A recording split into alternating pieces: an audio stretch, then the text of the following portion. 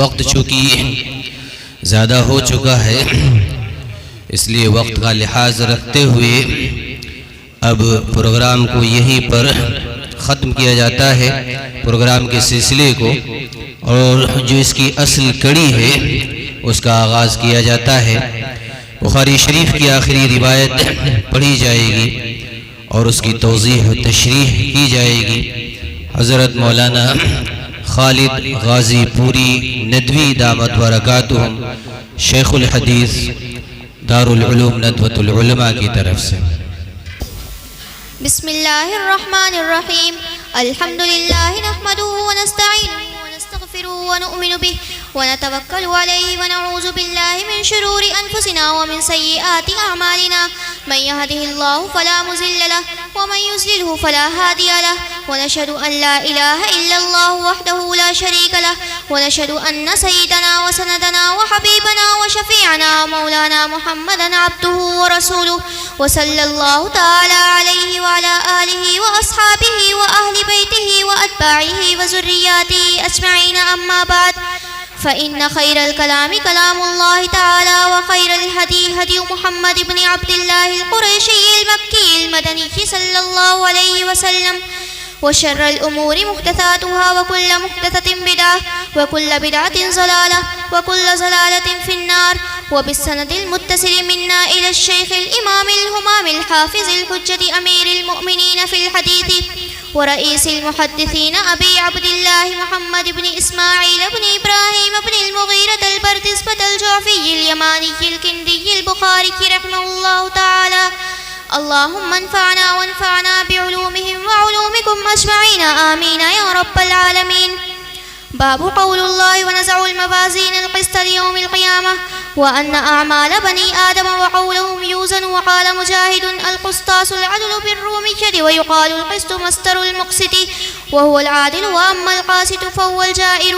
وبه قال حدثنا أحمد بن أشكاب قال حدثنا محمد بن فزيل عن أمارة بن القعقاع عن أبي زرعة عن أبي هريرة رضي الله تعالى عنه قال قال النبي صلى الله عليه وسلم كلمتان حبيبتان إلى الرحمن خفيفتان على اللسان ثقيلتان في الميزان سبحان الله وبحمده سبحان الله العظيم.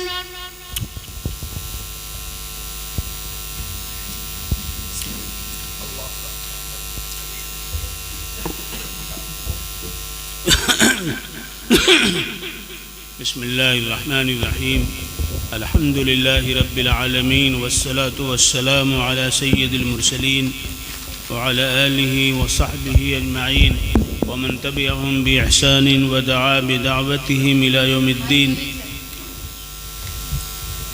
سب سے پہلے میں اپنی سند پڑھ رہا ہوں جو میرے شیخ حضرت مولانا شیخ عبدالستار العظمی، جن سے ہم نے بخاری شریف پڑھی ہے، ترمذی شریف پڑھی ہے، ان کی یہ سند ہے، حضرت امام بخاری تک یہ سلسلہ ہے، اور سند کی بڑی اہمیت ہوتی ہے، اس لیے میں یہ سند آپ حضرات کے سامنے اور خاص طور سے ان بچیوں کے سامنے جنہوں نے آج تکمیل بخاری کا یہ پروگرام ان کے واسطے سے منعقد کیا جا رہا ہے۔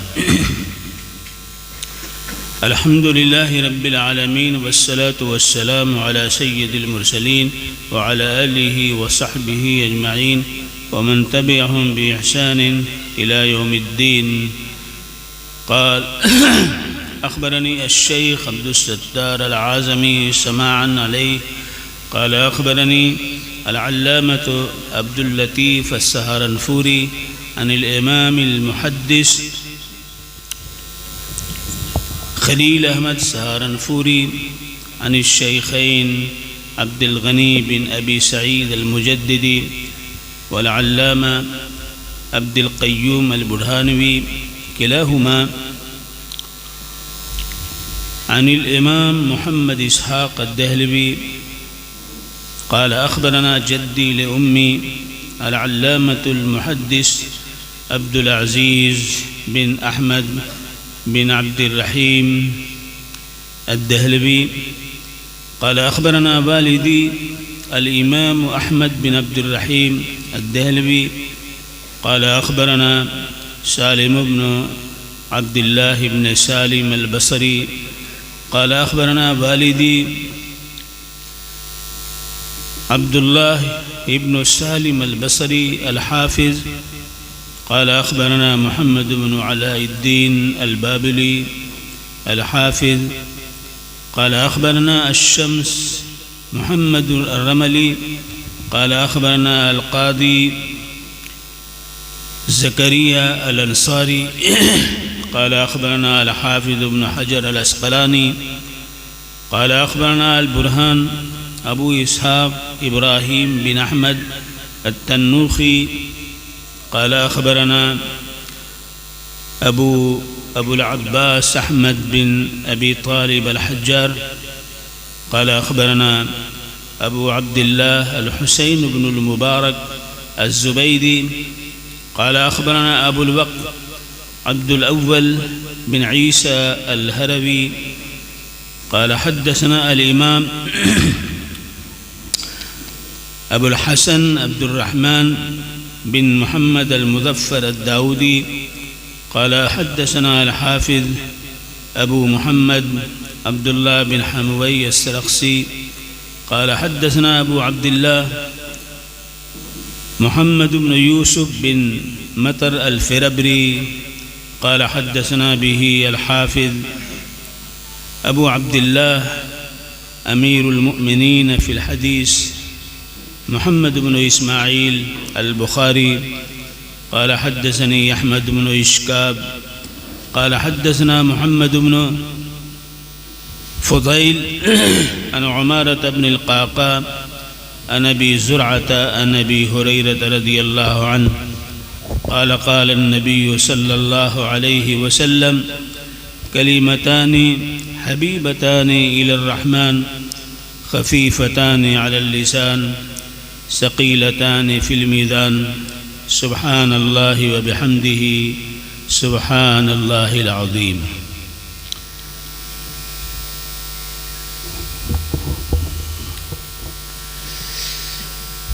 الحمدللہ اللہ کا یہ فضل ہے کہ اس فتنہ ساز زمانے میں ہماری بچیاں بخاری شریف پڑھ کے فارغ ہو رہی ہیں. یہ اللہ کا انعام نہ ہو، اللہ کا فیصلہ نہ ہو تو ایسے ماحول میں جب کفر اور شرک اور وہ پاپ جو کبھی دھلنے والا نہیں ہے، چاہے سمندر میں ڈبکی لگائیں یا اس دیش کی تمام ندیوں میں ڈبکی لگاتے رہیں اور اس پاپ کو دھونا چاہیں تو دھو نہیں سکتے ہیں. اللہ کا وعدہ ہے ان اللہ لا یغفر ان یشرک بہ ویغفر ما دون ذلک لمن یشاء ومن یشرک باللہ فقد افترى اثما عظیما. بے شک اللہ تبارک و تعالی شرک کو معاف نہیں فرمائیں گے. شرک ایسی گندگی ہے، ایسا گناہ ہے، ایسا پاپ ہے کہ اللہ اس کو نہیں دھوئے گا، اس کو معاف نہیں فرمائے گا، اس کو نہیں مٹائے گا. اس کے علاوہ جتنے پاپ و گناہ ہیں، بندہ جب اپنے مالک کی طرف متوجہ ہوتا ہے اور رجوع کرتا ہے تو اللہ تبارک و تعالیٰ اس کے گناہ کو معاف فرما دیتے ہیں. وَأَنِيبُوا إِلَىٰ رَبِّكُمْ وَأَسْلِمُوا لَهُ مِنْ قَبْلِ أَنْ يَأْتِيَكُمُ الْعَذَابُ بَغْتَةً. اللہ کی طرف متوجہ ہو جاؤ قبل اس کے کہ اللہ کی پکڑ عذاب کی شکل میں تمہارے اوپر آ جائے، اچانک آ جائے، اور اس وقت تم افسوس کے ساتھ پریشانی کے عالم میں کیا کہو گے؟ یا حسرتا علی ما فرطت فی جنب اللہ ان کنت لمن الساخرین، او تقول لو ان اللہ ہدانی لکنت من المتقین، او تقول حین تر العذاب لو ان لی کرتا فاکون من المحسنین بلا قد جاءتک آیاتی فکذبت بها واستکبرت وکنت من الکافرین. ہائے افسوس، ہائے حسرت، میں نے بڑی کوتاہی کی ہے اللہ کے حکم کو ماننے، تسلیم کرنے، عمل کرنے میں. میں تو مذاق سمجھتا تھا اللہ کے نام کو، اللہ کے فرمان کو، اللہ کے فرشتادہ اور انبیاء علیہم السلام کو، اللہ کے ماننے والوں کے، اللہ کی عبادت کا مظہر مسجدوں کو، مدرسوں کو ہم مذاق سمجھتے تھے، ان کا مذاق اڑاتے تھے۔ کل یہ کہیں گے وہ لوگ جو آج مذاق اڑا رہے ہیں، یا حسرت علی ما فرطت فی جنب اللہ ان کنت لمن الساخرین، یا یہ کہیں گے اگر اللہ تعالیٰ مجھے بھی ہدایت دیتے تو ہم بھی محسن ہوتے، اچھے اعمال کرتے۔ اللہ تعالیٰ فرماتے ہیں کہ ان کی یہ حسرت کہ کاش اللہ تعالیٰ مجھے دوبارہ دنیا میں بھیجیں، لو ان لی کرۃ فاکون من المحسنین، یہ حسرت پوری ہونے والی نہیں ہے۔ دنیا میں ایک ہی زندگی ملی ہے، اس کے بعد جو دوسری زندگی ہے ہمارے عقیدے کے مطابق وہ یہ ہے کہ اعمال کی بنیاد پر جسمانی طور پر نوع انسانی کی زندگی ہوگی۔ یہ الگ بات ہے کہ وہ انسان جہنم میں جائے گا یا جنت میں جائے گا، اس کے علاوہ ہمارا کوئی عقیدہ نہیں۔ دوسری زندگی کا عقیدہ ہے لیکن وہ زندگی ابدی ہے، سرمدی ہے، لا زوال ہے۔ ہمارے برادران وطن کا بھی عقیدہ ہے دوسری زندگی کا، لیکن وہ کتے کی زندگی، بلی کی زندگی، کیڑے مکوڑے کی زندگی، چیتے اور شیر کی زندگی کے ساتھ ہے، انسانی زندگی کے ساتھ نہ ہونے کے برابر ہے۔ اللہ تبارک و تعالیٰ کا فضل ہے کہ اس نے ہم سب کو صاحب ایمان بنایا ہے، اور آج الحمدللہ ہمارے بچے قرآن پاک احادیث نبویہ اور بچیاں قرآن پاک احادیث نبویہ پڑھ کر کے عالم اور عالمہ ہو رہی ہیں۔ لہذا آخری حدیث یہ آپ کے سامنے ہے، یہ آخری حدیث اس کتاب کی ہے جس کتاب کو کتاب التوحید کہا جاتا ہے۔ کتاب التوحید کہا جاتا ہے۔ حضرت امام بخاری رحمۃ اللہ علیہ نے آغاز کیا تو کتاب الایمان سے اور اختتام کیا تو کتاب التوحید پہ۔ گویا یہ بتانا چاہتے ہیں کہ ابتدا اور انتہا، بدایت اور نہایت ایمان پر ہو تو ہم کامیاب ہیں، اور گویا یہ قرآن پاک کی اس آیت کی ترجمانی ہے جس آیت کے اندر اللہ رب العزت نے فرمایا یا ایھا الذین آمنوا اتقوا اللہ حق تقاتہ ولا تموتن الا وانتم مسلمون۔ اے ایمان والو، اللہ کا لحاظ کرو، اس نے تمہارے ساتھ کیسے کیسے انعامات کیے ہیں۔ ایک وقت کوئی کھانا کھلا دیتا ہے، ایک جوڑا کپڑا دے دیتا ہے، اچھی طرح مسکرا کر کے مل لیتا ہے تو تم اس کے احسان مند ہوتے ہو، اور اللہ نے کتنے احسانات تمہارے اوپر کی۔ وما بکم من نعمت فمن اللہ، وما بکم من نعمت فمن اللہ، جتنی نعمتیں اور احسانات کی شکلیں ہیں سب اللہ کی طرف سے۔ ان احسانات کے باوجود ثم اذا مسکم الضر فالیہ تجأرون، جب تمہیں کوئی تکلیف پہنچتی ہے تو چیخ پڑتے ہو، اللہ کے حضور میں جھک جاتے ہو، اس کے پہلے ان نعمتوں کا لحاظ بھی نہیں کرتے ہو۔ اللہ نے فرمایا ان تعدوا نعمت اللہ لا تحصوها، اگر تم شمار کرو اللہ کی نعمتوں کو تو شمار نہیں کر سکتے ہو۔ سب سے بڑی نعمت، سب سے بڑا کرم، سب سے بڑی اللہ کی طرف سے عزت اور اعزاز اور کرم کی بات یہ ہے کہ اس نے ایمان سے ہمیں نوازا ہے۔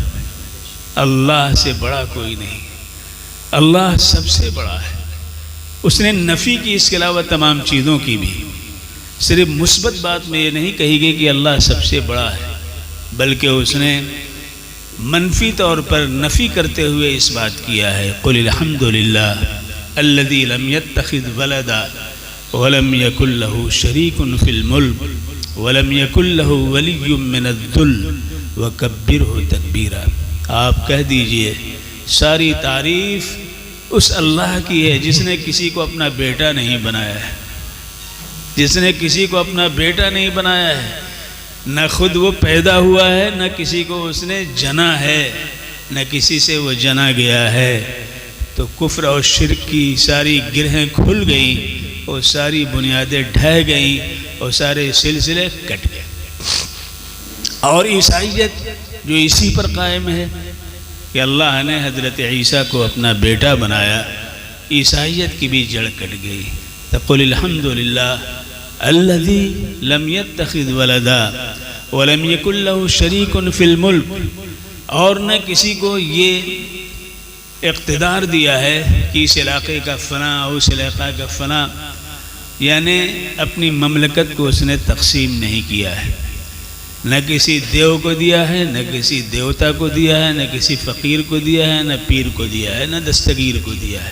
وہ خود دستگیر ہے، وہ سب سے بڑا ہے، ہر چیز پر اس کی نظر ہے، ہر فیصلہ اسی کی طرف سے آتا ہے، سب اللہ کے حضور میں جھکے ہوئے ہیں، سب اس کے حکم کے پابند ہیں۔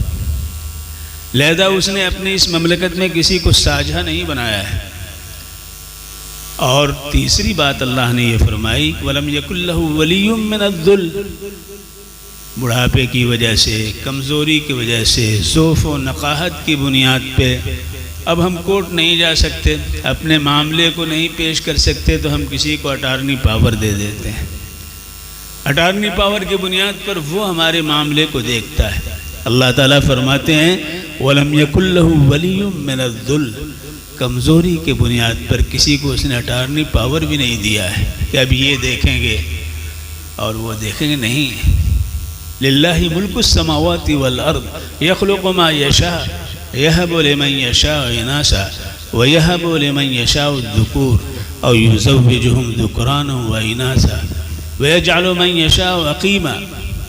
اللہ تبارک و تعالیٰ نے کہا آسمان و زمین کی ملکیت تو اسی کی ہے، وہ جو چاہتا ہے، جس طرح چاہتا ہے، جیسا چاہتا ہے وہ پیدا کرتا ہے۔ کسی کو وہ بیٹیاں ہی بیٹیاں دیتا ہے، کسی کو بیٹے ہی بیٹے دیتا ہے، کسی کو بیٹے بھی دیتا ہے اور بیٹیاں بھی دیتا ہے، اور کسی کو بانجھ کر کے نہ بیٹا دیتا ہے نہ بیٹی دیتا ہے۔ نفی ہو گئی ان تمام دیوتاؤں کی، ان تمام پیروں کی جس کے بارے میں کوئی یہ تصور رکھے کہ وہاں جاتے ہیں تو اولاد مل جاتی ہے، وہاں جاتے ہیں تو ہمارا کام بن جاتا ہے۔ یہ جو غلط فہمی ہے، اس غلط فہمی کا بھی ازالہ احادیث نبویہ کے اندر کیا گیا ہے۔ اللہ کے رسول صلی اللہ علیہ وسلم نے فرمایا، حدیث قدسی ہے کہ اللہ تبارک و تعالی اپنے بندے کے گمان کے قریب ہے۔ اللہ کا بندہ اللہ کے ساتھ جیسا گمان کرتا ہے، اللہ تعالیٰ اس کے گمان کے مطابق اس کے حق میں فیصلہ کر دیتے ہیں۔ یہ دنیا کا معاملہ ہے، آخرت کا معاملہ نہیں ہے۔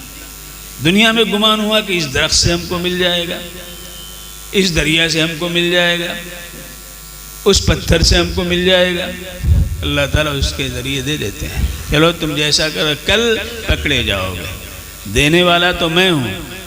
تم سمجھ رہے ہو کہ یہی چیز ہے، فلاں سے مل رہا ہے، تو کل پکڑے جاؤ گے، ان سے کچھ نہیں مل رہا ہے، ان سے کچھ نہیں مل رہا ہے۔ تو اللہ تبارک و تعالیٰ نے فرمایا وَلَمْ يَكُنْ لَهُ وَلِيٌّ مِّنَ الذُّلِّ، لہذا ان سب کی نفی کے بعد اللہ رب العزت نے فرمایا وَكَبِّرْهُ تَكْبِيرًا، اللہ کی بڑائی بیان کرو، اللہ ہی سب سے بڑا ہے، اللہ ہی سب سے بڑا ہے۔ آج اللہ اکبر کی صدا سب سے زیادہ سوہان روح بن کر کفار و مشرکین کے دلوں پہ موم دلنے کے لیے کافی ہے۔ وہ اس کو برداشت نہیں کر پاتے ہیں، اس لیے کہ ان کی نظر میں فلاں فلاں فلاں سب بڑے ہیں، سب بڑے ہیں اور سب عجیب و غریب ہیں۔ سب سے بڑا ہمارے برادران وطن کا جو بھگوان ہے، آپ جانتے ہیں کہ وہ برما ہے، برما ہے، اور برما کی بیٹی سرسوتی ہے، اور سرسوتی سے زبردستی برما نے شادی کی اور اس سے منو اور ایک اور بیٹا پیدا ہوئے۔ اب آپ سوچئے کہ برما جو سب سے بڑا بھگوان اور خدا ان کا ہے، وہ اپنی بیٹی، حقیقی بیٹی سے زبردستی شادی کرتا ہے۔ آج اسلام کے خلاف طلاق کا مسئلہ لا کر کے اور نکاح کے تعلق سے آج جو ہے اتراکھنڈ کے اندر یکساں سول کوڈ کی بات کہی جا رہی ہے. ذرا اپنے گھر میں جھانک کر کے دیکھیں کہ وہاں کیا ہے. اللہ کا شکر ہے کہ اللہ نے ایک پاکیزہ معاشرتی زندگی ہمیں عطا فرمائی. یہ اللہ کا فضل ہے. لہذا اگر اس ڈیپ میں جائیں گے تو ایسا گھناؤنا عمل آپ کو نظر آئے گا، ایسا گھناؤنا عمل آپ کو نظر آئے گا کہ اس کی جو ہے وہ یہ نہیں، اس کی یہ نہیں. آج مہا کمبھ ہو رہا ہے، مہا کمبھ ہو رہا ہے. جب وشنو کی یا شیو کی بیوی جو ہے جل کر کے ستی ہو گئی تو شیو پر اتنا اثر ہوا کہ اس نے اپنا عضو تناسل کو کاٹ کر کے پھینک دی. اور جب پھینکا تو وہ عضو تناسل 12 جگہوں پر اچھلتا رہا اور جاتا رہا. ان میں سے الہ آباد میں آیا، گرا، وہاں سے اچھلا اجین پہنچ گیا، وہاں سے 12 جگہوں پر اچھلتا رہا. لہذا آج وہاں کمبھ ہوتا ہے، وہاں میلہ لگتا ہے اور آج یہ سلسلہ چل رہا ہے. کس کی یادگار ہے؟ نعوذ باللہ. بہر کیف وہ آگے بات ہے. محض اللہ تبارک و تعالیٰ کے فضل و احسان کے واسطے سے میں نے چند باتیں آپ کے سامنے رکھ دی ہیں کہ اللہ کا فضل ہے کہ آج ہماری بچیاں احادیث نبویہ پڑھ کر کے حدیث کا سب سے محترم معتبر ذخیرہ جو بخاری شریف ہے اس کو آج انہوں نے آخری حدیث اس کی پڑھی. تو میں عرض یہ کر رہا تھا کہ توحید پر حضرت امام بخاری نے اپنی کتاب کا اختتام فرمایا اور آغاز بھی فرمایا تو کس پہ؟ کتاب الایمان سے کیا. تو یہ بتانا ہے کہ ایمان کسی لمحے ہم سے موقوف نہیں ہو سکتا ہے. ہر حال میں، یہاں تک کہ جب ہم سوتے ہیں تو ایمان کا اظہار کر کے اللہم بسمک اموت و احیا. اے اللہ تیرے نام سے میں سوتا ہوں، تیرے نام سے میں جاگتا ہوں. اور جب اٹھتا ہے تو الحمدللہ الذی احیانا احیانی. تمام تعریف اس اللہ کی ہے جس نے مجھے زندہ کیا. کیوں؟ هو الذی یتوفاکم باللیل ویعلم ما جرحتم بالنہار ثم یبعثکم فیہ لیقضی اجل مسمى. وہی وہ ذات ہے جو تمہیں رات میں سلا دیتا ہے، نیند، موت کی نیند سلا دیتا ہے، اور دن میں جو تمہیں کچھ کرنا ہے وہ سب اسے پتا ہے کیا کیا کرو گے اٹھ کر کے. اس کے باوجود بھی تمہیں اٹھاتا ہے، زندگی دیتا ہے. معلوم ہے کہ تم کفر میں جاؤ گے، شرک میں جاؤ گے، تم گالیاں دو گے، تم برائیاں کرو گے. اس کے باوجود بھی اللہ موت کی نیند سلانے کے بعد پھر تمہیں موقع دیتا ہے. ثم یبعثکم فیہ. کیوں دیتا ہے؟ لیقضی اجل مسمى. ایک طے شدہ مدت ہے تمہارے ساتھ، بس وہ مدت پوری کرنی ہے. تمہیں کام نہیں پورا کرنا ہے. کام تو بہت چھوڑ کر کے چلے جاتے ہیں. کام پورا کرنا ہوتا تو حضرت سلیمان علی نبینا علیہ السلام پر موت نہیں آتی. مدت پوری کرنی تھی، لہذا کام پورا نہیں ہوا اور موت آ گئی. تو لیقضی اجل مسمى، ہم سب اسی مدت کو پوری کر رہے ہیں. لہذا کسی کی مدت 50 سال ہے اسی میں چلا جاتا ہے، کسی کی مدت 100 سال ہے تو 100 سال تک وہ اس کے سامنے اس کے پوتے نواسے چلے جاتے ہیں اور وہ زندہ رہتا ہے. تو لیقضی اجل مسمى. تو اللہ تبارک و تعالیٰ اٹھاتا. اس پر ایمان ہو تو ہم سوتے ہیں تو ایمان کے ساتھ، ہم جاگتے ہیں تو ایمان کے ساتھ. جب سونا اور جاگنا ایمان کے ساتھ ہے تو ہمارا ہر عمل ایمان کے ساتھ، بسم اللہ الرحمن الرحیم کے ساتھ. یہاں تک کہ کھانے بیٹھتے ہیں تو بسم اللہ وعلی برکت اللہ، اللہ کے نام کے ساتھ.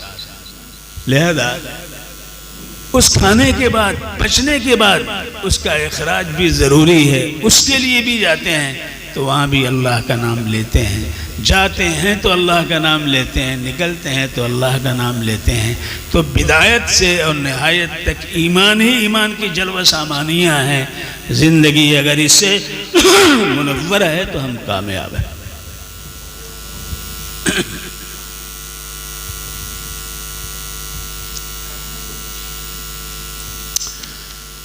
دوسری بات یہ عرض کرنی ہے کہ حضرت امام بخاری رحمۃ اللہ علیہ ہمیں اس طرح متوجہ کر رہے ہیں کہ دیکھو کوئی بات بغیر دلیل کے نہ کہا کرو.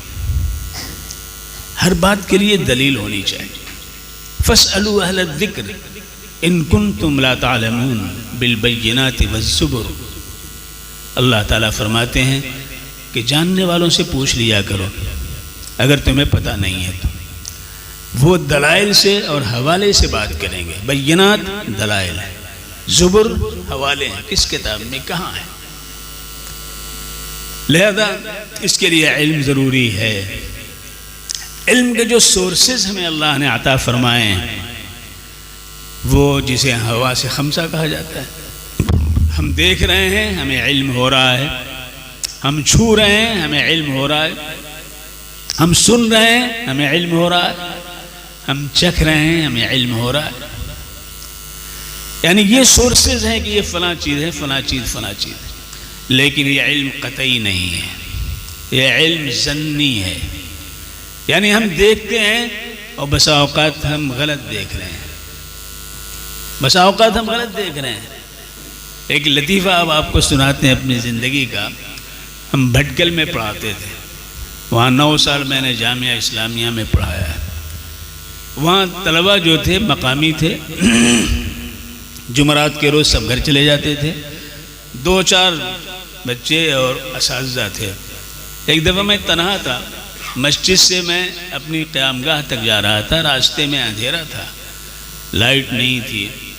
تو میں نے دیکھا کہ کارنر پہ ایک سفید پوش کھڑا ہوا ہے، پائجامہ پہن. وہاں پائجامہ پہننے کا رواج نہیں تھا، اب تو کچھ پہننے لگے ہیں. اس وقت سب لنگی پہنتے تھے، اب بھی پہنتے ہیں. تو میں نے کہا کہ پائجامہ پہننے والا کارنر پہ کون کھڑا ہے؟ ضرور کوئی جن معلوم ہو رہا ہے. یہ جن. اب میرے قدم رک گئے، آگے بڑھ نہیں رہے ہیں. یہ جن کھڑا ہوا ہے، رات کا وقت ہے. میں نے سب کچھ پڑھ ڈالا جتنا اس وقت یاد آیا، پھر بھی وہ نہیں ہٹ رہا ہے، کھڑا ہے. ارے اب کوئی ساتھ میں نہیں، تنہا تھا میں پریشان. پھر بھی ہمت کر کے میں نے کہا کہ مجھے دیکھنا چاہیے ہے کون، یہ کون آ کر کے کھڑا ہے. ذرا بھی ادھر ادھر نہیں حرکت اس کی ہو رہی. میں جب آہستہ آہستہ بڑے اس کے ساتھ احتیاط کے ساتھ کہ کہیں حملہ آور نہ ہو جائے، کہیں کچھ نہ کر لے، احتیاط کے ساتھ آہستہ آہستہ بڑھتا ہوا جب آگے پہنچا تو دیکھا کہ ایک کیلے کا درخت ہے، اس کے 2 پتے سوکھ کر کے لٹک رہے ہیں. وہ پائجامے کی طرح ہم کو نظر آئے. بتانا یہ ہے کہ آنکھ دیکھ رہی ہے نا، لیکن غلط دیکھ رہی ہے. ہم کان سے سنتے ہیں فلاں کی آواز ہے، لیکن اس کی آواز نہیں ہوتی، کسی اور کی ہوتی ہے. ہم زبان سے چکھتے ہیں، میٹھا ہے، تیتا ہے، کھٹا ہے، زبان ہم کو بتاتی ہے. لیکن جب بخار آ جاتا ہے تو ہر چیز پھیکی معلوم ہوتی ہے. میٹھی چیز کھائیے تو پھیکی معلوم ہوگی، سانپ ڈس لے تو نیم کا پتہ کھلائیے تو وہ میٹھا معلوم ہوتا ہے. تو معلوم ہوا کہ یہ بھی قطعی بات نہیں ہے کہ جو زبان ہم کو بتا رہی ہے ذائقے کے تعلق سے وہ صحیح ہے.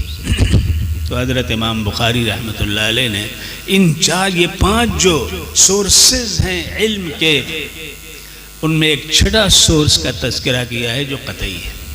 وہ کیا ہے؟ وحی الہی. وحی الہی ہے، وہ قطعی ہے. جو کچھ فرمایا، جو کچھ کہا گیا ہے وہ حق ہے. انہ لحق الیقین فسبح باسم ربک العظیم. یقین کے ساتھ حق اس کو سمجھو، سچ اس کو سمجھو، اور پھر اس کی بڑائی بیان کرو.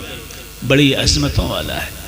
لہذا حضرت امام بخاری رحمۃ اللہ علیہ اپنی کتاب کا آغاز دیگر تمام محدثین کے مقابلے میں کس سے شروع کیا؟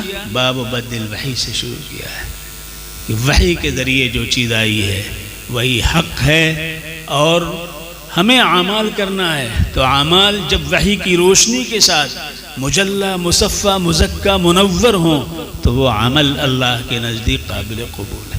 لہذا اب اس کے بعد کتاب الایمان ہے، کتاب الطہارہ ہے، کتاب الصلاۃ ہے، کتاب الصوم ہے، کتاب الزکوٰۃ ہے. ہوتے ہوتے ہوتے 82 کتابوں کے بعد آخری کتاب حضرت امام بخاری رحمۃ اللہ علیہ نے کتاب التوحید پر آ کر کے اس کو ختم کیا. کتاب الرد علی الجہمیہ پر ختم کیا ہے. کتاب الرد علی الجہمیہ اس لیے کہ ہم جب کھیتی کرتے ہیں، کسان جب کھیتی کرتا ہے، گیہوں بو رہا ہے تو گیہوں ایک نقلی گیہوں بھی اس میں پیدا ہو جاتا ہے کہ نہیں ہو جاتا ہے؟ وہ گیہوں نہیں ہے، وہ نقلی گیہوں ہے، وہ اس کے مقابلے میں آ گیا ہے، لہذا اس کے لیے دوائیں مارتا ہے تاکہ ہمارا گیہوں سیف رہے۔ ایسی ایمان کی کاشت کے اندر بہت سی جماعتیں طبقات پیدا ہوتے رہے جو اسی خودرو نقلی گیہوں کی طرح تھے، جیسے معتزلہ ہوئے، خوارج ہوئے، کرامیہ، جہمیہ، قدریہ اور فلاں شیعہ، روافی، سب۔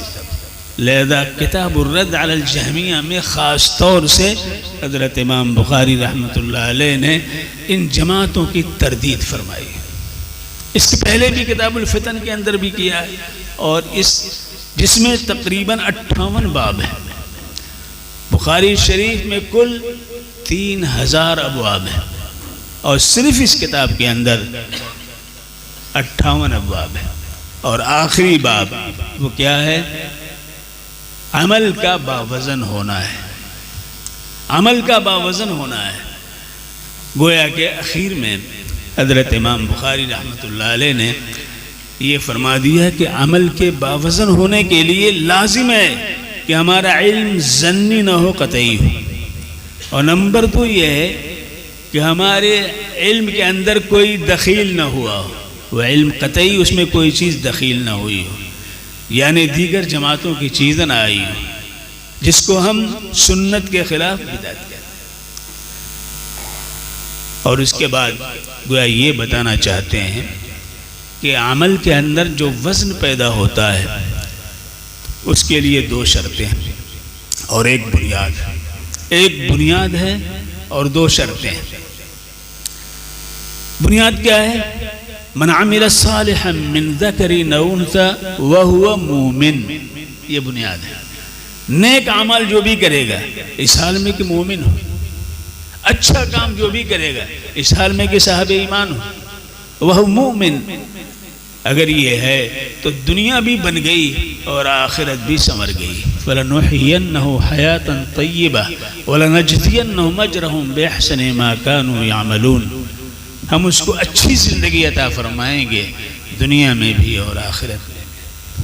حیاتاً طیبہ، اس کو زندگی دیں گے، احساس کی زندگی دیں گے، باوقار زندگی دیں گے، با تمکنت زندگی دیں گے، با وزن زندگی اس کو دیں گے۔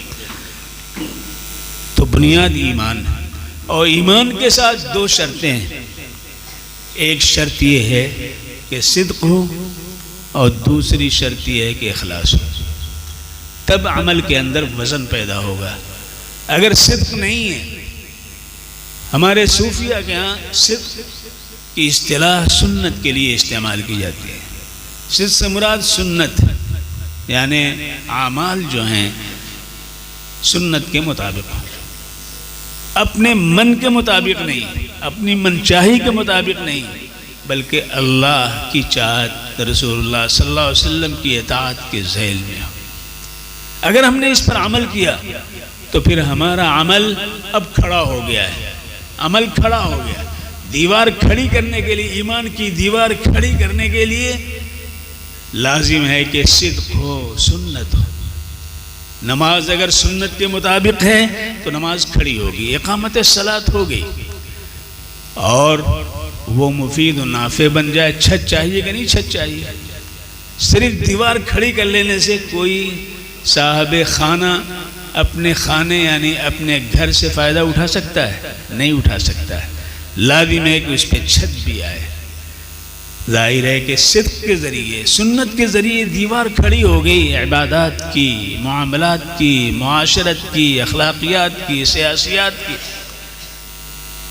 لیکن ابھی ضرورت ہے کہ اس پہ چھت آ جائے، رنگ و روغن اس پہ چڑھ جائے۔ اس کے لیے اخلاص کی ضرورت ہوتی ہے، یعنی وہ عمل صرف اللہ کے لیے۔ اللہ تبارک و تعالیٰ اس دیوار کو سنوار دیتے ہیں، اس کو گھر بنا دیتے ہیں، قیام گاہ بنا دیتے ہیں، اپنی رحمت کا مظہر بنا دیتے ہیں، اور مرکز رضا اس کو قرار دے دیتے ہیں۔ لہذا اب اس کا یہاں اللہ نے جس زندگی دی، لوگ کہتے ہیں ماشاءاللہ الحمدللہ ہمارا گھر بھی ہے۔ اگر نہیں ہے، کرائے پہ رہ رہے ہیں، تو ابھی ایک کسک ہے اندر کہ ہمارا گھر نہیں ہے۔ لیکن گھر بن جاتا ہے تو ایک گنا تسکین ہوتی ہے کہ نہیں ہوتی ہے؟ تو اللہ تبارک و تعالیٰ یہاں عمل کے باوزن ہونے کے لیے ایک بنیاد ہے جو ایمان ہے۔ اللہ کا شکر ہے کہ اللہ رب العزت نے اپنے فضل سے ہم سب کو صاحب ایمان بنایا۔ کتنا بڑا انعام اللہ کا کہ بنیاد ہماری مضبوط ہے، اور اس پر پھر ہمیں دیوار اور چھت چڑھانی ہے، اور وہ 2 شرطیں اس کے لیے ہیں۔ نمبر 1 یہ کہ سنت کے مطابق، نمبر 2 یہ کہ اخلاص۔ یہ 2 شرطیں اگر پائی گئیں تو ہمارے اعمال میں وزن پیدا ہوگا، اور اگر نہیں ہے تو اللہ رب العزت نے فرمایا وَقَدِمْنَا إِلَى مَا عَمِلُوا مِنْ عَمَلٍ فَجَعَلْنَاهُ هَبَاءً مَنْثُورًا۔ ہم ان کے اعمال کو لیں گے، ان کفار و مشرکین، ناہنجار، باغی، طاغی، متمرد، شرکش، ان لوگوں کے اعمال کو ہم لیں گے اور لے کر کے غبار کی طرح اڑا دیں گے۔ ان کی کوئی حیثیت ہمارے نزدیک نہیں ہے، ہبا منثور کر دیں گے۔ تو جو چیز باوزن ہوتی ہے وہ قابل قبول ہوتی ہے، اور جو چیز بے وزن ہو جاتی ہے وہ جلاون کے کام آتی ہے۔ لہذا کفار و مشرکین بے وزن ہوں گے اللہ کی نظر میں، لہذا جلاون کے کام میں آئیں گے، اور جلاون کے لیے آگ تو جلاتی رہتی ہے، وہ چاہتی ہے اور آئے اور آئے اور آئے، جتنا ڈال دیے سب کھا ڈالتی ہے کہ نہیں کھا ڈالتی ہے۔ لہذا جہنم جو ہے وہ آگ کا مظہر ہے، تو وہ بھی اللہ تعالیٰ جب پوچھیں گے حل امتلأت، وہ کیا کہے گی؟ تقول حل من مزید، حل من مزید، حل من مزید۔ اتنا مانگے گی، اتنا مانگے گی، اللہ تعالیٰ 1 لات اس کو دیں گے تو خاموش ہو جائے گی۔ 1 لات اس لیے کہہ رہے ہیں کہ سمجھ میں بات ہے، یعنی حدیث میں آتا ہے اللہ تعالیٰ اپنی لات ڈال دے گی، وہ خاموش ہو جائے گی۔ جب بہت اصرار بڑھتا ہے تو کچھ غصہ دکھانا پڑتا ہے کہ نہیں دکھانا پڑتا ہے؟ تو وہ جلاون کثرت سے، اور یہ لوگ جب اللہ کے حضور میں کھڑے ہوں گے تو کس طرح کھڑے ہوں گے؟ اس طرح کھڑے ہوں گے کہ سر جھکائے ہوئے ہوں گے، سر جھکائے ہوئے ہوں گے، اور کہہ رہے ہوں گے اے پروردگار ارجعنا سمعنا وابصرنا، دیکھ لیا سن لیا، فرجعنا نعمل صالحا انا موقنون، ہمیں لوٹا دیجئے، ہمیں لوٹائیے، دیکھیے ہم کیسا اچھا عمل کرتے ہیں۔ رب ارجعونی لعلی اعمل صالحا فیما ترکت کلا، اللہ تعالیٰ کہتے ہیں ناہنجار ابھی گزر جائیں گے، بھول جائیں گے، انہا کلمۃ هو قائلها ومن ورائہم برزخ الى یوم یبعثون، یہ مانیں گے نہیں، ابھی پھر وہی جا کر کے کریں گے۔ اللہ تعالیٰ فرماتے ہیں کہ ہم نے یہ تھوڑے فیصلہ کیا کہ سب کو جنت میں جانا ہے، ہوتا ہے کہ نہیں؟ مقابلہ جب ہوتا ہے تو اس میں چھٹائی ہوتی ہے کہ نہیں چھٹائی ہوتی ہے؟ 100 نے حصہ لیا اور 3 ہی کو لینا ہے، تو معلوم ہوا کہ جنت میں جانے والوں کی تعداد یعنی ٹاپر لوگوں کی تعداد کم ہوگی، اور جو کھاپڑ ہیں وہ تو جائیں گے ہی وہاں۔ اس لیے اللہ نے فرمایا وَلَوْ شِئْنَا لَآتَيْنَا كُلَّ نَفْسٍ هُدَاهَا وَلَكِنْ حَقَّ الْقَوْلُ مِنِّي لَأَمْلَأَنَّ جَهَنَّمَ مِنَ الْجِنَّةِ وَالنَّاسِ أَجْمَعِينَ۔ اللہ کا یہ فیصلہ ہے۔ تو اللہ تبارک و تعالیٰ نے اپنے فضل سے ہمیں ایمان سے نوازا۔ یہ 2 شرطیں ہمارے لیے، ایمان تو اللہ نے دے دیا، ہم ایسے گھرانے میں پیدا ہوئے جہاں ایمان کا بول بالا تھا، ایمان کی صبا چل رہی تھی، ایمان کی باد نسیم آ رہی تھی، ایمان کے پھول کھلے ہوئے، ایمان کی کلی چٹک رہی تھی۔ اب ہمارے لیے 2 چیزیں ہمارے اختیار میں، اللہ تمہارا یہ کام ہے، وہ یہ ہے کہ نمبر 1 کام کرو، سنت کے مطابق کرو، اپنے اعتبار سے نہ کرو، اس لیے کہ اللہ کے رسول محبوب ہیں تو ان کا عمل محبوب ہے، ان کی سیرت محبوب ہے، ان کی نمازیں محبوب ہیں، ان کے روزے محبوب ہیں، ان کی زکوٰۃ محبوب ہے، ان کا حج محبوب ہے، لہذا محبوب کے عمل کو تم کرو گے تو تم بھی محبوب ہو جاؤ گے۔ ایسے ہی اللہ کے نزدیک اللہ کا کلام محبوب ہے، جو پڑھے گا اللہ کے کلام کو محبوب ہو جائے گا۔ اللہ کے کلام کو یا اللہ سے نسبت قائم کرنے کے لیے جو الفاظ احادیث نبویہ میں آئے ہیں وہ اپنی زبان پہ کرے گا تو محبوب ہو جائے گا۔ جیسے یہی حدیث ہے کلمتان حبیبتان، کلمتان حبیبتان، دو بول بڑے محبوب بڑے انمول ہیں. ان دو بول کو جو اپنی زبان پہ لے آئے وہ بھی محبوب ہوگا کہ نہیں محبوب ہوگا؟ تو ان بچیوں نے پڑھا، آپ نے سنا، آج اس مجلس میں اس بزم میں آپ آ کر کے اللہ رب العزت کے محبوب آپ ہوں گے کہ نہیں ہوں گے؟ یہ الفاظ آپ نے سنا کہ نہیں سنا؟ اور یہ دو بول آپ بھی دہرائیں گے تو آپ بھی محبوب ہو جائیں گے. اور اگر زندگی کا آپ نے شیوا بنا لیا، عنوان بنا لیا، تو پھر آپ محبوب ہی محبوب ہیں. تو حضور صلی اللہ علیہ وسلم کا ہر عمل محبوب، لہذا آپ کے طریقے کو اختیار کرنا. اسی لیے قرآن پاک میں اللہ کا کلام بھی نازل ہوا، لَقَدْ كَانَ لَكُمْ فِي رَسُولِ اللَّهِ أُسْوَةٌ حَسَنَةٌ لمن كان يرجو الله واليوم الآخر وذكر الله كثيرا. تمہارے لیے بہترین اسوہ اور عنوان ہے اللہ کے رسول صلی اللہ علیہ وسلم کی زندگی میں زندگی گزارنے کا. لیکن کن لوگوں کے لیے؟ جن کے اندر تین صفات ہوں گے، جو اللہ پر امید رکھتا ہو اس کے فضل و احسان کا کہ اس نے دیا ہے اور وہ اور دے گا، اور آخرت کا یقین رکھتا ہے کہ ایک دن اللہ کے حضور میں ہماری پیشی ہے، وہاں کچا چٹھا سب نکل جائے گا. وَوَجَدُوا مَا عَمِلُوا حَاضِرًا وَلَا يَظْلِمُ رَبُّكَ أَحَدًا يَوْمَ تَجِدُ كُلُّ نَفْسٍ بِمَا عَمِلَتْ مُحْضَرًا وَمَا عَمِلَتْ مِنْ سُوءٍ تود لو ان بينها وبينه امدا بعيدا ويحذركم الله نفسه والله رؤوف بالعباد. وہ دن ایسا ہے جس دن تم پاؤ گے ہر عمل کو جو تم نے کیا ہے اللہ اپنے سامنے دیکھو گے، برا ہے تو برا، اچھا ہے تو اچھا. ڈرو پھر اللہ سے، اللہ کی ذات سے ڈرو. لیکن یہ بھی یاد رکھو اللہ بڑا مہربان اپنے بندوں کے ساتھ، بہت ہی مہربان اپنے بندوں کے ساتھ. لہذا دو شرطوں کے ساتھ ہمارا عمل باوزن ہوگا. اسی لیے حضرت امام بخاری رحمۃ اللہ علیہ ان کا طریقہ یہ رہا ہے کہ ہر باب کے شروع میں ترجمۃ الباب کے طور پر قرآن پاک کی کوئی نہ کوئی آیت پیش کرتے ہیں. لہذا اس آخری باب کے اندر بھی انہوں نے قرآن پاک کی آیت کو عنوان بنایا باب قول اللہ ونزع الموازین القسط لیوم القیامہ. ہم قائم کریں گے ترازویں قیامت کے دن انصاف کے ساتھ. وہاں کوئی کمی بیشی نہیں ہو سکتی ہے، کمی بیشی اللہ کو پسند بھی نہیں ہے. بڑی بڑی قوموں کو اللہ نے ذمی بوس کر دیا ہے جنہوں نے تجارت میں کمی بیشی کی ہے.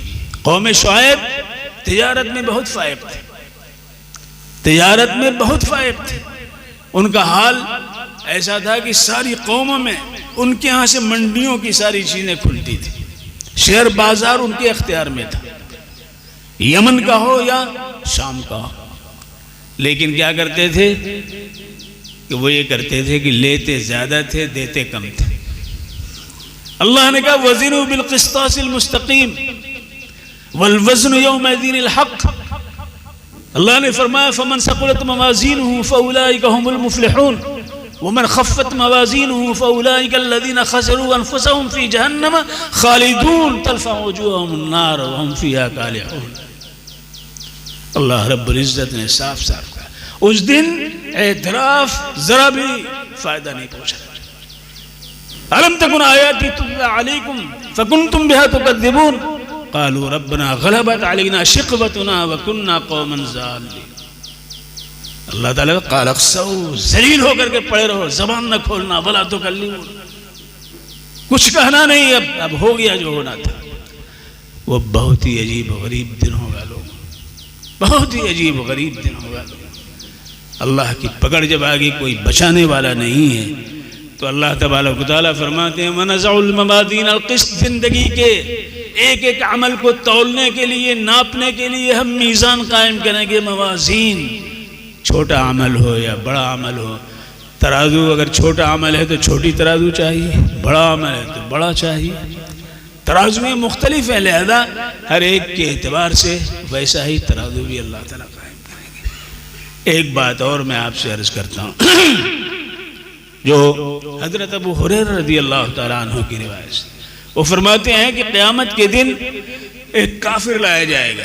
بڑا ترومن بہت ہی دیو ہیکل، اور ایک مومن لایا جائے گا جو دبلا پتلا ہوگا، دونوں کو ترازو میں رکھا جائے گا، مومن کا پلڑا جھک جائے گا ایمان کی بنیاد پہ اور کافر کا پلڑا اڑ جائے گا کفر کی بنیاد پہ۔ لہذا یہ فیصلہ ہوگا، ایمان ہمارے وجود کو باوزن بناتا ہے، ایمان ہمارے اخلاق کو باوزن بناتا ہے، ایمان ہمارے کردار کو باوزن بناتا ہے، ایمان ہماری معاشرت کو باوزن بناتا ہے۔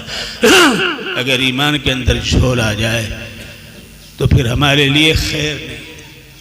لہذا ایمان پختہ ہونا چاہیے، اور آج کے ماحول میں جہاں کفر ہے، شرک ہے، بغاوت ہے، تمرد ہے، سرکشی ہے، کچھ دنیا داری کے بہاؤ میں ہماری نئی نسل کہاں جا رہی ہے؟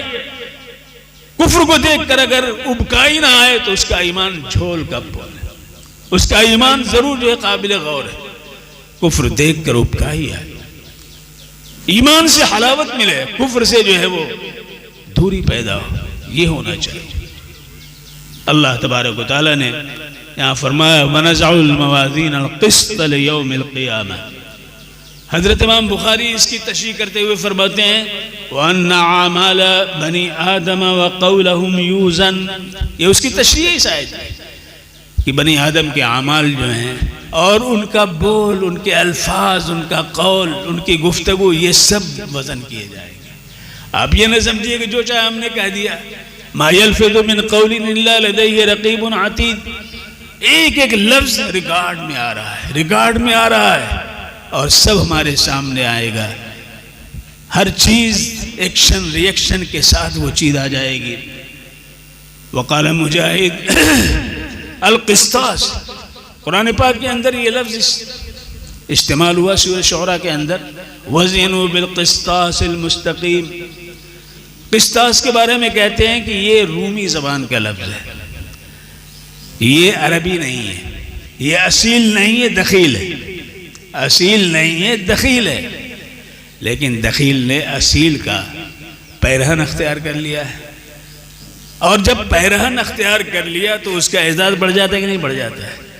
آپ کچھ نہیں جانتے ہیں لیکن پگڑی باندھ لیں، داڑھی رکھ لیں، لمبا کرتا پہن لیں، شلوار پہن لیں، رومال لگا لیں، تو جو دیکھے گا آپ کو مولوی صاحب کہے کہ نہیں کہے گا؟ اس لیے کہ آپ نے مفتی صاحب، مولوی صاحب کی شکل اختیار کر لی، پیر صاحب کی شکل اختیار کر لی، آپ کا اعزاز بڑھے گا کہ نہیں بڑھے گا؟ لیکن آپ دخیل ہیں، اصیل نہیں ہیں، یعنی آپ نے اپنے آپ کو اس میں داخل کر لیا ہے، لیکن یہ دخیل اصیل کے شکل و پیرہن میں آ کر کے یونیفارم اس نے جو اختیار کیا ہے اس کی عزت بڑھ گئی اس کے ذریعے۔ لہذا قسطاس جو رومی زبان کا لفظ ہے، جب یہ دخیل ہوا تو عربی نے اس کو لیا، اور عربی نے جب لے لیا تو اس دخیل پر مہر لگ گئی اصالت کی، تو قرآن پاک نے اس کو اپنے اندر شامل کر لیا۔ اسی سے یہ حقیقت بھی ہمیں سمجھ میں آتی ہے کہ حضرت موسیٰ علیہ نبینا علیہ السلام جب دریائے شور سے پار ہو گئے اور اللہ نے پوچھا اب تو خوش ہیں آپ، فرعون جو ہے غرق کر دیا گیا، اور اس کو ایک ٹیلے پہ اس کی لاش پڑی ہوئی تھی وہ بھی دکھا دی گئی، تو حضرت موسیٰ نے کہا رب کریم تیرا شکر ہے، لیکن ایک بات، کیا بات ہے؟ تو حضرت موسیٰ نے کہا کہ فرعون کے دربار میں ایک بہروپیہ ہماری شکل اختیار کر کے آتا تھا اور فرعون سے کہتا تھا ایمان لا میرے اوپر، بس سب پل جاتے تھے، مارتے تھے، ذلیل کرتے تھے، یہ میں سنتا تھا، مجھے سخت تکلیف ہوتی تھی، سخت تکلیف ہوتی تھی۔ وہ زندہ ہے، وہ ابھی ساحل پہ کھڑا ہوا ہے زندہ، وہ نہیں ڈوبا۔ اللہ نے کہا میرے کلیم آپ محبوب ہیں، آپ کی شکل یہ بناتا ہے، آپ کی شکل بنائے ہوئے کھڑا ہے، لہذا مجھے لحاظ ہوا کہ میرے محبوب کی شکل جو اختیار کرے اس کو میں کیسے ڈبوں۔ تو یہ بھی دخیل ہے کہ نہیں؟ منفی طور پر بھی فائدہ پہنچ جاتا ہے، مثبت تو مثبت ہی ہے۔ تو یہاں قسطاس لفظ ہے ضرور، لیکن اس کے تناظر میں یہ سب چیزیں کہی جا سکتی ہیں کہ نہیں کہی جا سکتی؟ تو قسطاس رومی زبان کا لفظ، لیکن جب وہ دخیل ہوا عربی زبان کے اندر، تو اس نے جب شکل اختیار کر لی تو آج قرآن پاک اس کو اپنے اندر شامل کر لیا، اور فرمان الہی آیا وزنوا بالقسطاس المستقیم، سیدھی ترازو سے وزن کیا کرو، گھپلے نہ کرو، نس غلط چیز دو۔ آج ہماری فضا، ہمارے مسلمان جو کاروبار کرتے ہیں قدم قدم پہ دھوکے دیتے ہیں۔ آپ جائیے ان سے سیب لینے کے لیے، ذرا سی نظر بھر بھی سڑا ہوا سیب ڈال دیں گے، جیسے معلوم ہے سڑے ہوئے سیب کو الگ رکھتے ہیں، ذرا سی اس میں سے نکال کے ڈال دیں گے، آپ چن کے ڈال رہے ہیں وہ ادھر سے ڈال دیں گے۔ ارے بھائی پیسہ نقد لے رہے ہو، صحیح لے رہے ہو، تم اگر ایک سیب ڈال رہے ہو تم اپنے ایمان کو مجروح کر رہے ہو، اور نہ جانے کیا کیا ترکیبیں کرتے ہیں اپنے پیسے کو کھڑا کرنے کے لیے، اپنی زندگی کو گرانے کے لیے، اپنے ایمان کو مجروح کرنے کے لیے، یہ ساری ترکیبیں کرتے ہیں۔ صاحب ایمان کرتا ہے تو اس کی اور زیادہ پکڑ ہوگی، اس کی کاروبار میں اس کے برکت نہیں ہو سکتی، اس کی تجارت میں برکت نہیں ہو سکتی، اس کی اولاد جو ہے حرام کاموں میں جائے گی، اس لیے کہ حرام لقمہ جب جائے گا، حرام خون پیدا ہوگا، اور خون سے جو نطفہ آئے گا، وہ نطفے سے جو اولاد پیدا ہوگی اس کے اندر بھی حرام کاری ہے، کبھی سنور نہیں سکتا ہے۔ اللہ نے اپنے فضل سے ایمان سے ہم کو نوازا ہے۔ وَأَنَّ أَعْمَالَ بَنِي آدَمَ وَقَوْلَهُمْ يُوزَنُ وَقَالَ مُجَاهِدٌ الْقِسْطَاسُ الْعَدْلُ بِالرُّومِيَّةِ، اس کے معنی بھی انصاف کے ہیں۔ اب آگے ایک بات آپ سے کہہ رہا ہوں، وَيُقَالُ الْقِسْطُ مَصْدَرُ الْمُقْسِطِ، قسط، وَنَزَعُ الْمَوَازِينَ الْقِسْطِ، قسط کے معنی انصاف کے ہیں۔ کہتے ہیں کہ قسط جو ہے مجرد ہے، قسط یقسط مجرد ہے، اور اقسط یقسط مزید فی ہے۔ مجرد ہوگا تو یہ ظالم ہوگا، مجرد جو ہوگا وہ ظالم ہوگا۔ لہذا آج ہمارا وزیر اعلیٰ ہے، وزیر اعظم ہے، RSS کا جو سربراہ ہے، سب مجرد ہیں کہ نہیں ہے؟ سب مجرد ہیں نا بھائی۔ لہذا دیکھو ان کے اندر کیا چیز ہے، انصاف ہے وہاں پہ، سوائے ظلم اور زیادتی کے۔ قرآن یہ حدیث پاک کے اندر یہ لفظ یقال القسط مصدر المقسط وهو العادل، مقسط کے معنی منصف کے ہیں، اور قاسط کے معنی ظالم کے ہیں، اور قاسط کیا ہے؟ مجرد سے ہے۔ اس لفظ کے نقطے یہ پیدا ہو سکتے ہیں۔ وَأَمَّا الْقَاسِطُ فَهُوَ الْجَاهِلُ۔ الفاظ کی تشریح ہو گئی، وقت زیادہ ہو رہا ہے، بھوک بھی لگی ہوگی، ہمیں بھی لگی ہے۔ آگے حدیث ہے، بالسند المتصل منا إلى الإمام الهمام أمير المؤمنين في الحديث محمد بن إسماعيل البخاري رحمه الله قال حدثنا أحمد بن إشكاب۔ حضرت امام بخاری نے بخاری شریف کے آغاز میں اپنے شیخ کا نام لیا حمید، مکی ہیں وہ، اور اختتام پہ احمد۔ گویا اشارہ یہ ہے کہ یہ چھوٹا سا عمل رب کریم میں کرنے جا رہا ہوں، لیکن اللہ کے فضل سے اتنا بڑا عمل ہو گیا کہ اب ضرورت تھی کہ احمد لے آئے۔ احمد اسم تفضیل کا ہے، صفت مشبہ، اور اس کے اندر ہم کے صفات بڑھ جاتے ہیں جس کو کوئی کاؤنٹ نہیں کیا جا سکتا ہے، اور حمید تصغیر ہے۔ تو 16 سال کی مدت میں حضرت امام بخاری نے 7225 مکرر روایتیں اس کے اندر درج فرمائی، 6 لاکھ احادیث کے ذخیرے سے، 3000 ابواب مقرر کیے، 82 کتب مقرر کیے اپنی زندگی کے اندر، اور اس دور کے بڑے بڑے محدثین کے سامنے سب نے اس کو قبول کیا۔ تو احمد بن اشکاب، حضرت امام بخاری رحمۃ اللہ علیہ، آپ جانتے ہیں کہ جو چیز محبوب ہوتی ہے اس کو بار بار ذکر کرتے ہیں۔ لہذا احمد بن اشکاب جو ہیں امام بخاری کے شیخ، یہ پورے بخاری میں 3 دفعہ ان کی روایتیں آئی، یہ پوری سند کے ساتھ۔ پہلی روایت آئی ہے کتاب الایمان والنذور کے اندر، دوسری کتاب الدعوات کے اندر، تیسری یہاں پہ احمد بن اشکاب۔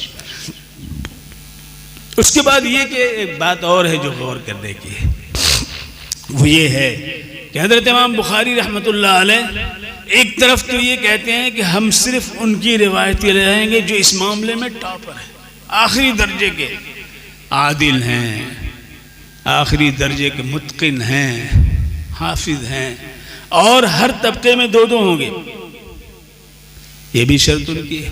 لیکن پہلی روایت بھی شرط کے مطابق نہیں ہے اور دوسری آخری روایت بھی شرط کے مطابق نہیں ہے۔ پہلی روایت بھی فرد سے ہے اور یہ روایت بھی فرد کے فرد سے ہے۔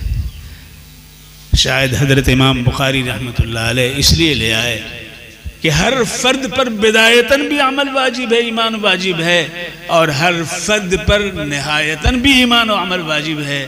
لہذا اگر بدایت و نہایت ہمارے اعمال کا ایمان سے خالی ہو تو قابل اعتنا نہیں۔ لہذا آخری روایت بھی لے آئے، یہ بھی فرد ہے۔ احمد بن اشکاب نے محمد بن فضیل سے تنہا روایت کی ہے، محمد بن فضیل نے عمارۃ بن القعقاع سے تنہا روایت کی ہے، اور ابو زرعہ سے انہوں نے تنہا روایت کی ہے، وہ حضرت ابو ہریرہ سے راوی ہے۔ پہلی روایت کے راوی حضرت عمر بن خطاب ہے، پہلی روایت کے انما الاعمال بالنیات کے راوی حضرت عمر بن خطاب ہیں، اور آخری روایت کے راوی حضرت ابو ہریرہ ہے۔ دونوں میں کیا نسبت؟ یہ بھی بتانا چاہتے ہیں کہ اصل حدیث پڑھنے والوں کے لیے لازم ہے کہ 2 صفات سے اپنے آپ کو متصف کریں، تب وہ فائدہ اٹھا پائیں۔ وہ 2 صفتیں کیا ہیں؟ نمبر 1 حدیثیں یاد ہوں، اور پھر اللہ کے رسول صلی اللہ علیہ وسلم کی اس دعا میں شمولیت ان کی ہو سکے، نضر اللہ امرأن سمع مقالتی فوعاها فاداها كما سمعها فرب مبلغ او عام سامع۔ یاد ہوں گی حدیثیں تو یہ مقام ان کو حاصل ہوگا۔ تو نمبر 1 یاد ہو۔ حضرت ابو ہریرہ آخر میں گویا حضرت امام بخاری ہمیں وصیت کر رہے ہیں حضرت ابو ہریرہ کو لا کر کے کہ حضرت ابو ہریرہ نے جس طرح جناب محمد الرسول اللہ صلی اللہ علیہ وسلم کے بول جو انمول ہیں ایک ایک کر کے انہوں نے 5000 سے زائد روایتیں کی ہیں۔ عزیزو، تم حدیث پڑھو تو تمہیں یاد ہونا چاہیے، اور بدایت میں اس چیز کو انجیکٹ کیا جو ہم نہیں سمجھ سکتے تھے، اب وہ بھی سمجھ میں پڑھتے پڑھتے یعنی فقاہت، سمجھ، بصیرت پیدا کرو، اس لیے کہ حضرت عمر افقہ الصحابہ، حضرت ابو ہریرہ احفظ الصحابہ، اور حضرت عمر افقہ الصحابہ۔ لہذا پہلی روایت حضرت عمر کی ہے اور آخری روایت حضرت ابو ہریرہ کی۔ اس کے بعد نبی کریم صلی اللہ علیہ وسلم کا قول کلیمتان حبیبتان، کلیمتان حبیبتان۔ مفتی تقی عثمانی صاحب نے یہ نکتہ پیدا کیا کہ اللہ کا کلام اللہ کے رسول نے بیان فرمایا وہ محبوب ہے، تو جو اس لفظ کو ادا کرے گا وہ بھی محبوب ہے۔ محبوب کی نظر بھی محبوب ہوتی ہے، محبوب کا وجود بھی محبوب ہوتا ہے، محبوب کا پیرہن بھی محبوب ہوتا ہے۔ دیکھیے ہمارے اہل اللہ کے خرقے صدیاں گزر گئی رکھی ہوئی ہیں، لیکن اگر اس کو دکھایا جاتا ہے تو لوگ ٹوٹ پڑتے ہیں دیکھنے کے لیے۔ منہ مبارک کا اگر کہیں تذکرہ ہوتا ہے کہ صاحب منہ مبارک دکھایا جائے، لوگ ٹوٹ پڑتے ہیں دیکھنے کے لیے۔ کیوں؟ اس لیے کہ محبوب کی چیز ہے۔ لاہور جامع مسجد میں میں گیا، جو شاہی مسجد شاہجہاں کی بنوائی ہوئی ہے، وہاں پہ حضور اکرم صلی اللہ علیہ وسلم کے بہت سے آثار موجود ہیں۔ دیکھ کر کے ایمان تازہ ہو، یہ اللہ کے رسول کی تلوار ہے، یہ اللہ کے رسول کی جوتی ہے، یہ اللہ کے رسول۔ استنبول گیا، وہاں پر پورا ایک پورا محل ہی ہے جو حضور اکرم صلی اللہ علیہ وسلم کے آثار اس کے اندر رکھے ہوئے، دیکھ کر اس لیے کہ محبوب کی ہر چیز محبوب ہوتی ہے، لہذا اس کے الفاظ جو نکلے وہ بھی محبوب ہیں۔ کلیمتان حبیبتان۔ اب خیال یہ ہو رہا ہے کہ کلیمتان حبیبتان الی الرحمن، رحمان کے نزدیک محبوب ہیں وہ کلمات، تو پتہ نہیں کیسے ہم کیسے ادا کر پائیں گے، ہم کیسے اس کو لے پائیں گے، کیسے اس کو ادا کر پائیں گے۔ آگے کہا گیا کہ خفیفتان علی اللسان، بڑے ہلکے ہیں زبان کے اوپر، بڑے ہلکے ہیں وہ زبان کے اوپر، اور اس کے ساتھ ساتھ یہ بھی ہلکے بھی ہیں لیکن آخرت میں بہت باوزن ہیں۔ ثقیلتان فی المیزان، اسی سے امام بخاری نے استدلال کیا ہے کہ اعمال کا وزن ہوگا، الفاظ باوزن ہوں گے، ثقیلتان فی المیزان۔ لہذا وہ کون سے الفاظ ہیں؟ سبحان اللہ و بحمدہ سبحان اللہ العظیم. پاک ہے اللہ. ہماری اردو زبان دیکھیے محدود ہے، لہذا پاک اللہ کی ذات بھی پاک، رسول اللہ کی ذات گرامی بھی پاک، اور ہم اور آپ بھی پاک. تینوں کے لیے پاک بولتے ہیں کہ نہیں بولتے ہیں؟ ہم جب باوضو ہوتے ہیں تو پاک کہلاتے ہیں کہ نہیں کہتے؟ ہم نماز پڑھ سکتے ہیں، تلاوت کر سکتے ہیں. تو اللہ بھی پاک، رسول اللہ بھی پاک، ہم بھی پاک. لیکن تینوں کے پاکی میں فرق ہے. اللہ پاک ہے مطلب یہ ہے کہ اللہ ہر کمزوری سے پاک ہے. یہ نہیں تصور ہونا چاہیے کہ اللہ عیب سے پاک ہے. عیب کا منفی تصور بھی اللہ کی ذات کے ساتھ صحیح نہیں ہے. یاد رکھیے، منفی تصور وہ بھی صحیح نہیں ہے. اللہ ہر کمزوری سے پاک ہے، کوئی کمزوری اس کی ذات میں نہیں. رسول اللہ ہر قسم کے گناہ سے پاک ہے. کمزوری ہے، کون سی کمزوری؟ بشری کمزوری. کھانا ہے، پینا ہے، سونا ہے، شادی بیاہ ہے، اور زندگی کے تقاضے ہیں. یہ نبی کے ساتھ بھی ہے، یہ نبی کے ساتھ بھی ہے. یہ کمزوریاں ہماری ہیں، اس کی وجہ سے ہم محتاج ہوتے ہیں. یہ نبی کے ساتھ بھی ہے. یہی چیز معنی تھی قبول کرنے میں کہ نبی ہیں، اللہ کے رسول ہیں، تو اللہ کے صفات ان کے اندر ہونے چاہیے تھے. ما لهذا الرسول يأكل الطعام ويمشي في الأسواق لولا أنزل إليه ملك فيكون معه نذيرا أو يلقى إليه كنز أو تكون له جنة يأكل منها وقال الظالمون إن تتبعون إلا رجلا مسحورا انظر كيف ضربوا لك الأمثال فضلوا فلا يستطيعون سبيلا. تو نبی پاک ہیں، یعنی ہر قسم کی اللہ کمزوری سے پاک ہے، اور نبی ہر قسم کے گناہ سے پاک ہے، وہ معصوم ہے. اور ہم آپ پاک ہیں، مثلا یہ کہ ہم غسل کر کے آئے ہیں، ہم باوضو ہیں تو پاک ہیں، گناہوں سے پاک نہیں ہے. ہمارا گناہ تو ہمارے ساتھ اتنا دخیل ہے کہ حرم کا غلاف پکڑے ہوئے وہاں بھی گناہ ہو سکتا ہے، مطاف میں طواف کر رہے وہاں بھی گناہ ہو سکتا ہے، سجدے میں پڑے ہوئے وہاں بھی گناہ ہو سکتا ہے. گناہوں کا سلسلہ ہمارے ساتھ لگا ہوا ہے. اس میں جو بچا دے اللہ کے فضل سے وہ بچ سکتا ہے. بہرکیف اللہ رب العزت نے یہ پڑھ لیجئے، ہمارے ساتھ پڑھیے سبحان اللہ و بحمدہ سبحان اللہ العظیم. پڑھیے سب لوگ سبحان اللہ و بحمدہ سبحان اللہ العظیم سبحان اللہ و بحمدہ سبحان اللہ العظیم. یہ کلمات ایسے ہیں کہ جو صدق دل سے پڑھے گا، سمندر کے برابر بھی اگر اس کے اوپر گناہوں کا بوجھ ہوگا تو اللہ تعالیٰ اس کو معاف فرما دے گا. یقین کیجئے آج ہماری بچیوں نے یہ پڑھا ہے. ان بچیوں سے ہم دو باتیں کہیں گے.